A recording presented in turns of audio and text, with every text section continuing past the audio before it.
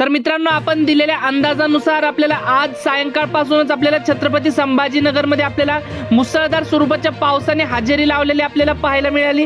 तसेच मित्रांनो, आपल्याला आज रात्री मध्यरात्री तसेच आपल्याला उद्या देखील मराठवाड्यातील तसेच आपल्याला पश्चिम महाराष्ट्रामध्ये तसेच उत्तर महाराष्ट्रामध्ये आपल्याला अतिमुसळधार स्वरूपाच्या पावसाची शक्यता आपल्याला पाहायला मिळत आहे। तर आपण याबद्दलची संपूर्ण माहिती सविस्तरपणे जाणून घेणार आहोत।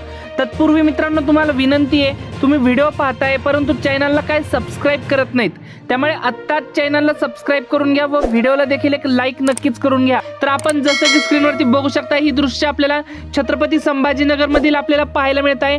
कशा प्रकारे आपल्याला पावसाची हजेरी, आपल्याला मुसळधार स्वरूपाचा पाऊस आपल्याला आज आपल्याला संभाजीनगर मध्ये आपल्याला झालेला पाहायला मिळाला।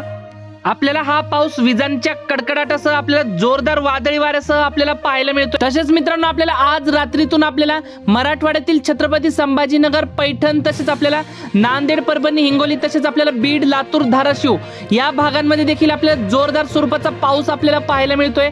तसेच आपल्याला पश्चिम महाराष्ट्रामधील आपल्याला सोलापूर, पंढरपूर तसेच आपल्याला बार्शी, वैराग, परंडा, कुर्डवाडी तसेच आपल्याला इंदापूर, करमाळा, बारामती, दौंड, फलटण या भागांमध्ये आपल्याला पावसाचा रेड अलर्ट आपल्याला पाहायला मिळत आहे। एकदम आपल्याला या ठिकाणी अतिवृष्टी सदृश्य पाऊस आपल्याला पाहायला मिळतोय।